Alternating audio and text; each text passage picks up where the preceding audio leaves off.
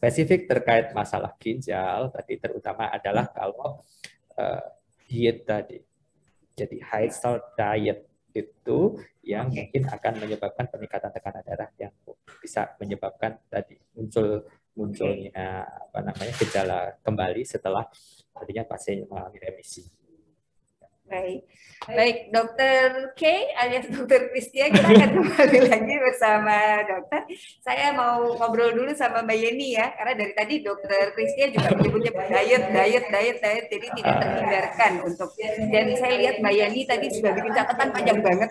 Seluruh hotel ini sudah ditulis-tulis. Mbak Yeni, selamat siang. Ya, selamat siang Mbak Yan. Ya. Alhamdulillah bisa ketemu dengan teman-teman sahabat lupus.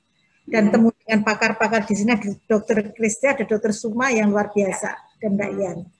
Ya, Mbak Yeni ini tadi kayaknya sudah bikin banyak sekali catatan ya? Iya, saya tuh sambil kuliah 1 SKS ini tadi dengan Dokter Kristia, ya, untuk update ilmu juga ini. Iya. Ya. Mbak Yeni ini adalah ahli gizi yang masih aktif di salah satunya di Rumah Sakit Sarjito, karena ada juga di rumah sakit lain ya, Mbak Yeni ya. Jadi pasti juga berhubungan dengan pasien-pasien yang bermacam-macam problem ginjal, termasuk dengan lupus nefritis ya, lupus ginjal.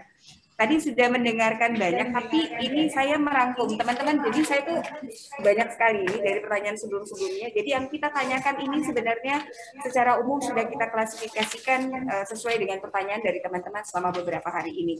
Tapi kita juga nanti mengusahakan untuk kita bisa berdiskusi ya teman-teman. Kalau masih belum puas, lain kali kita adakan lagi ya. Ya. Baik, Mbak Yeni, sebenarnya secara umum ini kan ada untuk pasien lupus, ada pasien lupus nefritis. Setelah Mbak Yeni mempelajari dan melihat semuanya, ada nggak yang secara fundamental kita perlu tahu? Sebaiknya dietnya itu apa sih yang penting? Karena kan tadi problemnya peradangannya ya, ada peradangan lalu peradangannya ke ginjal pula. Gitu. Ya, terima kasih Mbak Yan. Saya merangkum juga dari hasil pembicaraan Dokter Kristia tadi. Sebetulnya kan lupus itu diawali dari ginjal. Jadi di sini salah satunya yang silent syndrome-nya itu kan terkait dengan hipertensi, di mana tadi disebutkan untuk anak-anak jauh lebih sulit untuk bisa mendeteksi apakah dirinya itu hipertensi atau tidak.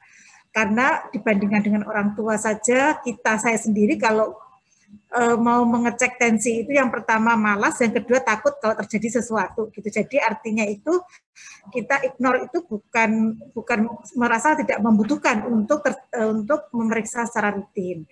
Kemudian dari praktek kami ketemu dengan teman-teman, ketemu dengan pasien ginjal pada anak yang sudah lupus, itu memang diawali dengan lifestyle mereka yang memang hari ini dalam masa-masa pandemi ini ataupun sebelum masa pandemi ini kan akses makanan dari semua anak-anak itu kan tidak ada yang tidak gurih, tidak ada yang tidak manis gitu ya. Itu adalah makanan yang sangat disuka oleh anak-anak, kemudian dengan lifestyle yang tidak banyak gerak, artinya dia tidak merasa kehausan, tapi dia makan saja gitu ya. Dan nanti di situ itu juga merupakan faktor pencetus terjadinya hipertensi di dalam proses kehidupannya yang akhirnya berlama-lama, yang tadi ceritanya dari slide-nya Dokter Kristia tadi, muncul adanya peradangan, adanya tekanan yang sangat tinggi, kemudian adanya peradangan dan lain sebagainya. Jadi menurut hemat kami, untuk yang lupus itu kalau memang awalnya itu lebih banyak karena masalah dari ginjal, dengan diawali adanya tensi tekanan yang tinggi, berarti di situ kan pemberian diet itu secara prinsip itu kan yang pertama harus kita turunkan tensinya dulu dengan memberikan makanan-makanan yang tentunya menurunkan makanan yang sumber natrium kloridanya tinggi. Secara umum makanan kita itu kan banyak yang diawet, Mbak Ian. Artinya kan natrium benzoat, natrium dan lain sebagainya itu sangat tinggi penggunaan. Apalagi kalau kita anak-anak kita itu hampir seminggu 2-3 kali dengan makanan ayam-ayam yang di luar beli di sana itu lebih aksesnya lebih gampang, itu jelas garamnya sangat tinggi sekali gitu ya. Artinya itu kan sangat meracuni. Mbak Yeni, coba kita perjelas. jenis-jenis makanan yang kira-kira sering kita konsumsi dan banyak natriumnya atau jadi sebenarnya garamnya atau natriumnya? Ya kan garam itu isinya kan natrium klorida natrium untuk pengawet ya. Karena Oke, baik. Ya. Berarti ini jenis-jenis kayak yang chicken dengan tepung-tepung itu termasuk natriumnya tinggi? Iya, dari bumbunya itu sudah memberikan natrium yang tinggi. Oke, lalu makanan-makanan dengan pengawet-pengawet itu juga natriumnya tinggi? Iya. Apakah itu bentuknya sosis, kornet, yang banyak banget lah, habis nggak bisa disebut satu persatu. Snack-snack anak-anak yang banyak yang gurih-gurih itu termasuk?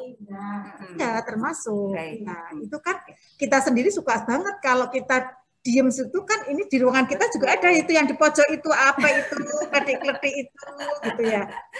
Tiada hari tanpa ya kledik-kledik lah itu intinya. Baik. Ya. Baik. Coba itu kalau kita kurangi yang ada berat badan naik mesti turun dok Mbak Magdalena. Oh baik. Mbak Yeni. Natrium ini saya kemarin tuh ke toko melihat ada garam rendah natrium. Lalu sekarang kan ada istilah juga garam Himalaya dan segala macam. Apakah itu juga membantu dalam konsumsi kita untuk mengurangi natrium? Ya, itu adalah salah satu upaya. Tapi kan upaya itu sangat kecil sekali dibanding makanan kita yang kita asup. Kita itu untuk mengkonsumsi itu hanya pada makanan reguler kita yang di rumah. Padahal kita di luar itu jauh lebih banyak waktu kita di luar, akses kita lebih banyak. Itu kembali lagi pada komitmen dan motivasi kita yang kuat ya. Karena itu yang menjadikan kita itu bisa memilih yang sehat. Ya. Baik, oke. Jadi dietnya adalah yang pertama karena melibatkan tekanan darah di situ yang efeknya sangat buruk buat ginjal, maka harus menurunkan tensinya.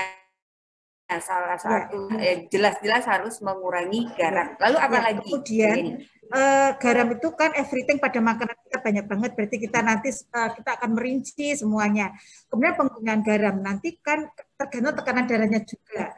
Ada tekanan darah yang sudah sangat berat itu kan pemberian garamnya sama sekali tidak menggunakan garam sama sekali. Kemudian tekanan darahnya itu sedang, kelompok yang masih sedang itu pemberian garamnya hanya boleh 1/4 sendok teh setiap hari. Bayangin aja kalau kita masih jajan itu lebih banget itu gitu ya. Kemudian yang diet rendah garam yang lebih reguler, lebih normal itu hanya 1 sendok teh sehari gitu ya. Artinya pada orang-orang dengan adanya tensi yang menyebabkan adanya nefritis, kemudian berakhir pada lupus, itu untuk yang normal saja itu 1 sendok teh. Artinya itu dalam makanan sehari-hari itu hanya boleh 1 sendok teh itu dipakai untuk 3 kali makan kita. Untuk pembagiannya seperti itu. Jadi yang 1 sendok teh itu total untuk orang sehat.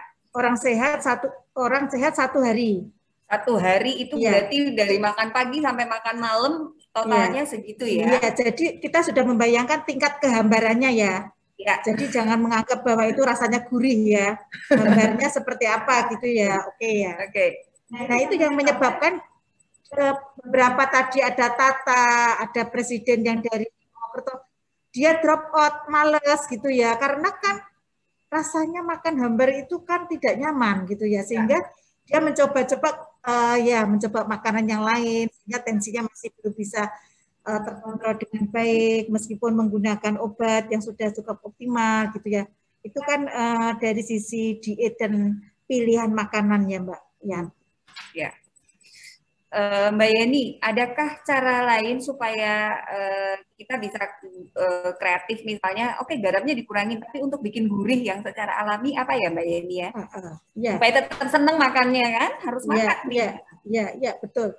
Yang pertama kita di dalam sayur kita itu masih kita berikan garam. Kemudian untuk lauknya itu kita kuati penggunaan bawang merah dan bawang putih. Jadi justru bawang merah, bawang putih, terus pada saat kita mau makan itu yang anget. Kalau itu hambar terus dingin ya nggak mau nyentuh lagi, dia pengen berubah ke cari yang makanan yang lebih enak. Jadi memang dari teknik penyajian, kemudian teknik proses produksinya itu harus kita desain sehingga terutama pada anak-anak ya ini yang misalnya yang ada nefritis dan lupus itu kepada anak-anak itu kita sebagai orang tua ya harus kreatif ya, jangan misalnya ya wis lah pokoknya sak siap nih maman gitu.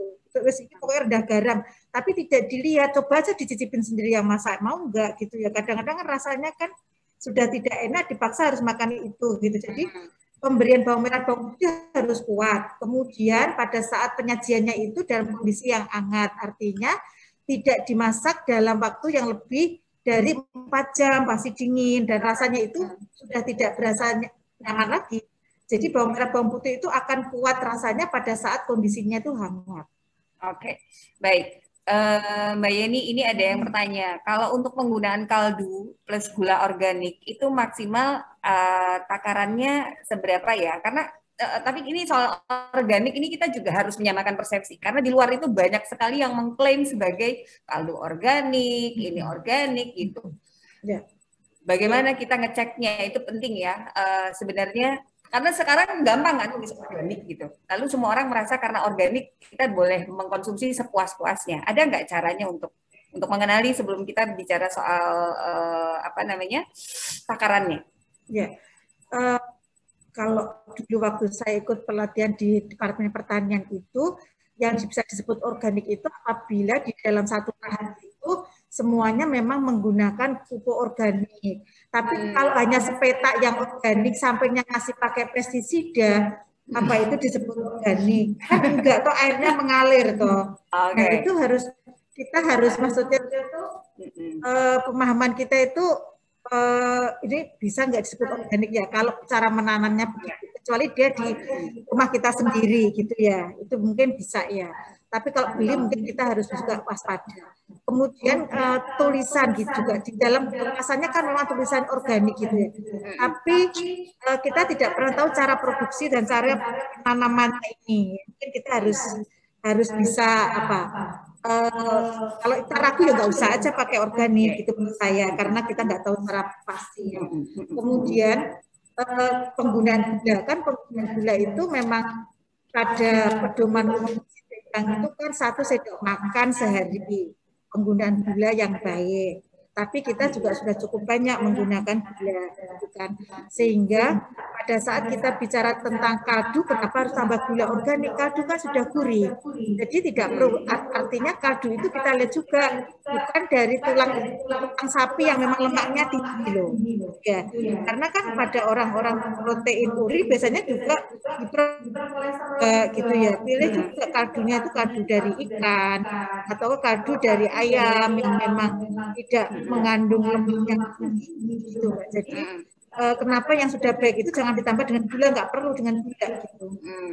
Menurut saya. Oke, baik. Mbak Yeni, ini adakah pola makan tertentu yang bisa kita lakukan untuk mencegah, tadi kan sudah garam-garaman segala macam ya, mencegah garam itu untuk yang memang sudah lupus nephritis, tapi secara umum juga rendah garam ini baik untuk semua orang ya. Nah, kalau misalnya dengan protein yang bocor gitu, adakah pola makan supaya mengatur? Karena kan pada saat protein bocor berarti proteinnya juga berkurang ya di dalam tubuhnya. Ada nggak pola makan tertentu yang bisa kita terapkan supaya bisa mengatur ini atau mencegah, malah bisa mencegah proteinnya bocor misalnya kayak gitu? Ya, tadi kuliah dari Pak dosen Dr. Kristia itu yang saya baca tadi. Kalau pasti peradangan berarti kan pemberian proteinnya itu tidak boleh terlalu tinggi, sehingga proteinnya itu kan 0,6 gram per kilogram berat badan. Tapi kalau dia sudah meningkat, sudah membaik, boleh 1 gram per kilogram berat badan. Secara praktek saja kalau kita bicara 0,6 itu misalnya maka di siang sore itu penggunaan telur aja, misalnya ini telur ya, itu hanya separuh. Jadi artinya dan tidak menggunakan protein nabati, hanya memilih protein yang bernilai biologi tinggi, itu berarti protein dari hewani. Jadi kalau misalnya pagi itu ayam, siang itu daging, sore ikan, itu ayamnya itu hanya 25 gram, Mbak. Kalau 1 paha itu sekitar 60 gram, berarti separuh. Kemudian kalau daging itu berarti hanya 25 gram. Tapi kalau potongan di rendang padat itu 50, berarti separuhnya itu. Bukan rendangnya sederhana, kan terlalu besar atau sederhana. Padang-padangnya itu hanya 50 gram. Oke ya Mbak. Kemudian kalau ikan, itu kembung itu kan sekitar 50 sampai 60, berarti harus separuhnya ikan kembung. Pada saat kondisi peradangannya yang hebat, pemberian protein memang terbatas, sehingga tanpa tahu tempe ataupun kacang-kacangan. Oke, baik. Ini kalau rumusan makan ini sangat detail ya, tapi kita pengen tahu secara umum ya, teman-teman ya, gitu. Jadi sebenarnya ada nggak sih tantangan buat teman-teman lupus, apalagi lupus nefritis? Berbeda nggak tantangan antara yang lupus nefritis gagal ginjal dan yang ginjal bocor? Oke, satu-satu ya. Ada nggak tantangan buat pasien lupus? Ini banyak pertanyaan tentang ini soalnya. Kalau menurut saya sama antara nefritis dengan lupus nefritis karena dia mempunyai hasil akhir pada kondisi ginjal kita sehingga tidak ada perbedaan sehingga kalaupun dia nefritis tanpa lupus ataupun lupus dengan nefritis sama. Oke, bagaimana dengan yang ginjal bocor dan gagal ginjal? Apakah berbeda dietnya? Kalau ginjal bocor tadi yang peradangan tetap harus rendah protein dulu bertahap menjadi protein tinggi bisa sampai 2 gram per kilogram berat badan. Pada yang gagal ginjal kembali lagi ke protein yang lebih rendah lagi karena tadi albumin berubah menjadi nitrogen yang dimana nitrogen itu meracuni tubuh kita sehingga menjadi urium dan kreatinin tadi sehingga proteinnya juga harus lebih sedikit sama 0,6 per kilogram berat badan maksimal 0,8 kalau dia ada cuci darah itu 0,8 kalau belum itu 0,6 tadi yang teknisnya itu separuh-separuh tadi tanpa protein nabati, tanpa kacang-kacangan. Baik, Mbak Yeni, ini pertanyaan ini harus saya baca lucu soalnya. Dari teman kita namanya Marta Yosi Astika. Yang lain namanya nggak saya sebutin soalnya. Ini mahasiswa bilang begini nih, diet yang bagaimana ya yang dapat penyandang lupus nefritis bisa konsumsi serta bagaimana menyiasati jika Odapus adalah mahasiswa.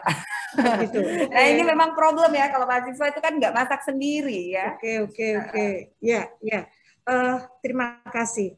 Karena masalahnya lupus itu disertai juga kalau dia terlalu over aktivitas juga nanti bermasalah gitu ya. Padahal memasak itu sebetulnya kan juga kalau pas dia sudah aktif di kampus mestinya capek ya. Jadi harus masak sendiri tentunya tidak akan bisa ya. Jadi menurut saya dengan kondisi lupus ini, kalaupun dia harus menyediakan makan sendiri, tentunya kita harus berusaha untuk membuat suatu masakan itu sesimpel mungkin. Kalau kita mau melihat di luar sana itu jelas sangat tidak mungkin dia mengkonsumsi makanan jajanan di warung ataupun mau GoFood ataupun apapun gitu ya, karena kan misi kita bicaranya kan diet ini hampir rendah garam gitu ya Mbak. Apa ada penjual yang tanpa garam kan nggak mungkin, nanti nggak payu dia mesti bangkrut nanti ya kan. Berarti kan tetap, nah menurut saya itu ya memang harus menggunakan catering. Ya, kalau ada catering itu tentunya harus dengan catatan kita kalau dia bisa, kalau dia memang menggunakan jasa catering, karena ada juga mahasiswa yang catering ya. Nanti mungkin harus kita berikan catatan yang makanan masakannya apa yang bisa. Tapi kalaupun tidak, itu misalnya dia bisa membuat makanan sendiri, terus Magic Jar itu sebetulnya berfungsi untuk masak nasi dan memasak sayuran dan memasak lauk loh sebetulnya. Buat aja sup gitu ya, sup sayuran atau sup dengan ayam. Pagi, siang, sore misalnya pahanya 2 kan itu dipakai untuk 1 hari. Jadi maksudnya pagi awalnya itu dibuat Magic Jar itu masak sayur dulu, setelah itu dituang, kemudian baru masak nasi. Itu yang paling simpel. Apabila dia tidak pengen capek-capek gitu ya. Kan bumbu kan tinggal masukin aja bawang merah, bawang putih gitu aja sebetulnya. Garamnya itu nggak usah. Nanti kalau dia pengen manasi lagi harus menggunakan pirek di dalam Magic Jar-nya lagi, jangan pakai plastik karena dia bukan alat untuk memanasin. Oke, baik. Kita akan sebelum kita buka tanya jawab ya. Ini ada pertanyaan lagi. Ini yang nanya dokter malah. Dokter Mega Endah Lestar gitu. Ini dari pertanyaan sebelumnya. Apa saja sih pantangan atau makanan minuman untuk penyintas lupus gitu ya? Kalau minuman ini kan sekarang di luar sana wah banyak banget pilihannya dan sangat menggugah selera. kita dari tadi baru membahas makanan ya. Kalau minuman gimana nih Mbak Yeni? Ya, minuman tuh kalau sekarang tuh kan banyak yang shake, banyak yang chat time, banyak yang boba gitu ya. Dimana kan itu bahan aslinya kan susu sapi ya. Kan itu salah satu yang kalau diet lupusnya sudah membaik seperti Mbak Ian ya kali-kali makan boba ya nggak apa-apa gitu ya. Tapi kan kalau dia masih belum tadi ada Tata masih dengan dokter Kristia kontrol rutin ya nggak bolehlah mencoba-coba minuman yang seperti itu gitu ya. Apalagi itu selalu di situ susu sapinya kan susu penuh bukan susu nabati juga gitu ya. Sebetulnya kalau suka membuat eksperimen itu bisa membuat susu kekinian. Jagung di blender, direbus kan jadi susu jagung sebetulnya. Tambahkan potongan agar, tambahkan buah-buah yang masuk di situ kan sebenarnya boba time sama sih seperti itu gitu. Itu kalau mau kreatif sih, tapi kalau beli kayaknya sih sulit. Oke, jadi yang salah satu faktornya adalah susu sapinya itu perlu kita hindari ya. Iya. Bagaimana dengan susu kedelai? Susu kedelai, susu tidak masalah. Susu kedelai, susu jagung nggak masalah ya. Karena tadi ada yang bertanya juga. Ya. Baik, lalu ada pertanyaan seperti ini. Mohon diperjelas karena ini juga sering ditanyakan kepada kami.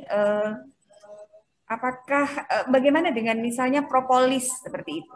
Kandungannya karena kan lupus itu kan sudah sistem imunnya berlebihan. Lalu propolis itu kan juga katanya meningkatkan daya tahan tubuh dan berbeda dengan madu yang biasa, begitu kan? Bagaimana Mbak Yeni? Pernah tahu untuk seperti ini? Kan kalau kita bicara imunitas itu kan tidak bisa disokong oleh satu jenis bahan makanan. Jadi semua makanan itu punya kontribusi untuk meningkatkan imunitas tubuh. Kalaupun nanti dengan propolis itu menjadi bagian yang utama kan mesti berbondong-bondong pakai propolis gitu ya. Jadi menurut saya propolis kan mesti isinya itu kan karbohidrat sebetulnya bentuknya kan disakarida di situ. Nah, dengan makanan-makanan yang ini yang tadi disebut apakah ini untuk meningkatkan daya tahan tubuh mungkin sugesti juga ya. Ini menurut saya tidak dibutuhkan untuk saat ini karena dia kan hanya yang utamanya kan natrium klorida dan protein. Karbohidrat itu kan menjadi bagian nanti untuk komposisinya itu kan bisa dengan pemberian makanan yang lain. Jadi menurut saya itu tidak mutlak harus menggunakan propolis. Baik, teman-teman, kami punya satu, ini ada teman kita pasien lupus juga dengan kebetulan namanya Mbak Iren, latar belakangnya juga adalah alumni dari Ilmu Gizi, Kak Undip, bersama dengan tim dari Ibu Edi Gael Daily, sarjana gizi juga dari RSUPN Tercipta Mangunkusumo kemarin karena Mbak Iren ini juga adalah volunteernya kita Mbak Yeni gitu kemarin menyusun satu menu untuk 1 minggu ini sudah dihitung gitu ya untuk 1 minggu menunya buat pasien lupus nefritis. Nanti teman-teman bisa dapat dari kita dengan mendownload. Alhamdulillah ya kemarin saya mintanya 30 hari Mbak Yeni kan sibuk terus minta tolong nih sama Mbak Iren pengennya 30 hari ternyata bikin menu itu susah ya Mbak Yeni ya harus susah, ada dihitung gram-gram harus iya betul. Sementara Mbak Ian maunya kalau bisa sebulan, Mbak nggak bisa kalau sebulan nggak cukup waktunya baiklah ya. Jadi itu dulu. Oke, baik kita akan membacakan pertanyaan-pertanyaan yang sudah masuk, yang sekarang ada di print-printan juga ada di apa namanya? Sudah masuk lewat chat. Nanti Dr. Suma juga akan memberikan resume pada pukul 11.30. Mbak Betty boleh dibantu untuk membacakan pertanyaannya. Saya pamit sebentar saja. Titip ya. Monggo teman-teman silakan dilanjutkan bersama. Oke, Mbak. Ya. Ada pertanyaannya luar biasa ini. Ibu Yeni, dokter juga ya, orang sampai dokter pembacaannya semakin banyaknya dan oke, kalau nanti akan ada bentar lagi. Nah, saya baca dari yang mana nih? Yeni, saya bantu baca itu yang ini. Kalau protein itu sudah normal dan albumin normal, tapi dan reumasi apakah masih berkaitan dengan gagal ginjal kronis? Saya ya. Monggo Ya. Halo, ya. Oke, jadi tadi sudah saya coba di chat. Jadi kalau memang lupus nefritis itu termasuk penyakit ginjal kronis. Jadi kalau kadar meskipun sudah normal, tadi proteinnya sudah negatif, kemudian oh ya maaf, halo. Ya, halo. Jelas ya. Ya, jadi meskipun sudah negatif, proteinnya di dalam urin sudah negatif, tapi kalau kreatinin masih tinggi itu karena memang masih sudah terjadi glomerulus tadi yang sudah rusak sebagian. Jadi kreatinnya tetap tinggi. Nah, pada kondisi seperti ini itu kita harus mencegah supaya tidak terjadi progresivitas yang cepat menuju gagal ginjal. Nah, kalau gagal ginjal tadi kalau fungsinya itu kalau kita nilai itu sudah kurang dari 15 dan menetap selama lebih dari 3 bulan. Jadi kalau kreatininnya tinggi terus, itu kita pantau berapa kita hitung gitu ya. Nanti ada rumusnya dengan tinggi badan, itu nanti ada dihitung berapa laju filtrasi glomerulusnya. Kalau dia masih di atas 60 begitu mungkin pengobatannya tidak akan tidak akan seketat kalau dia sudah di bawah 60. Kalau sudah di bawah 45, di bawah 30 nanti akan membutuhkan obat-obatan yang lain untuk mendukung fungsi ginjalnya itu.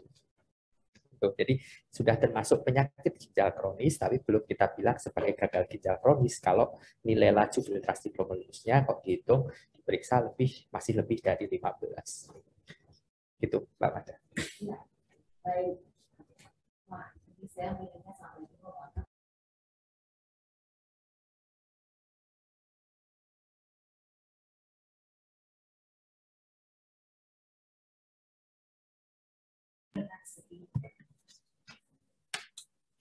Oke. Terima kasih Kak Magda. Iya.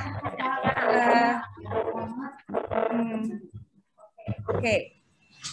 Sudah saya ambil alih kembali Mbak Magda ya. Terima kasih. Gini. Oke, ini nanti bisa kita tanyakan nanti Dokter Suma tolong dijawab. Ada pertanyaan begini, Dok, bagaimana caranya agar Odapus yang tak terkena nefritis jangan sampai terkena jadi nefritis, pencegahannya gimana? Nanti bisa dijawab juga oleh Dokter Suma ya. Walaupun tadi Dokter Kristia sempat menyinggung bahwa biasanya untuk yang nefritis dari awal sudah ada masalah di ginjal, tapi bisakah itu terkena lagi begitu ya? Bagaimana?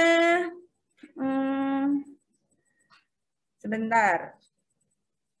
Oke, Dokter Kristia, ada pertanyaan dari Mbak Nur Alfi. Apakah ginjal bisa kembali pulih bila albumin plus 4 sudah lebih dari sudah sampai 6 bulan, Dok?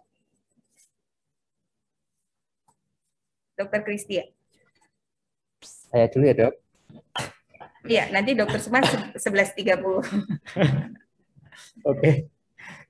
Jadi apakah kalau setelah albumin negatif gitu ya, setelah albumin normal kembali, apakah fungsi ginjalnya sudah bisa pulih gitu. Nah, ini sangat tergantung dari seberapa banyak glomerulus yang sudah rusak. Kan tadi saya bilang kalau di awal itu protein itu sifatnya toksik sehingga dia akan merusak glomerulus yang tadinya jumlahnya 2 juta itu mungkin nanti akan berkurang. Nah, kalau misalnya kita masih punya kurang lebih sekitar 1 juta atau bahkan 500.000 dari glomerulus yang masih berfungsi, itu fungsi ginjalnya mungkin masih bisa terkompensasi. Gitu. Tapi kalau sudah kurang dari itu, ya itu resikonya dia makin banyak juga nanti yang akan ikut rusak. Karena pada kondisi di mana sebagian besar glomerulusnya itu sudah rusak, glomerulus yang masih sehat itu juga lama-lama akan kecapean. Sehingga dia nanti juga lama-lama akan rusak. Nah, kalau dianggap pulih, itu kalau kita melihat dari pemeriksaan darah, kadar kreatinin bisa anggap dia sebagai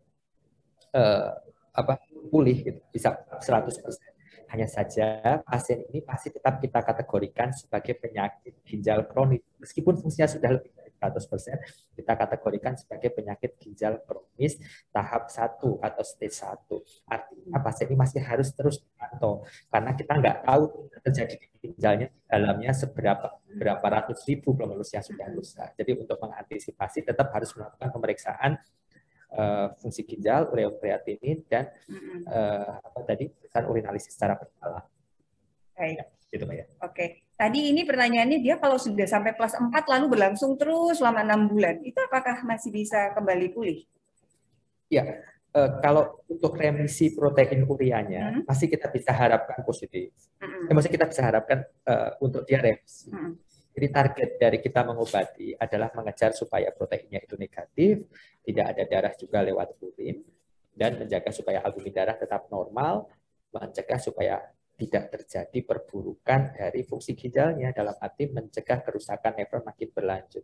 Nah, kalau pulihnya tadi, jadi karena meskipun dia positif 4 terus-menerus, kalau kita bisa mengontrol dalam artian memberikan obat-obat suportif yang membantu kerja fungsi ginjal, ya mungkin kita nanti akan bisa mengharapkan dia tetap ada di fungsi ginjalnya itu tidak makin memburuk gitu.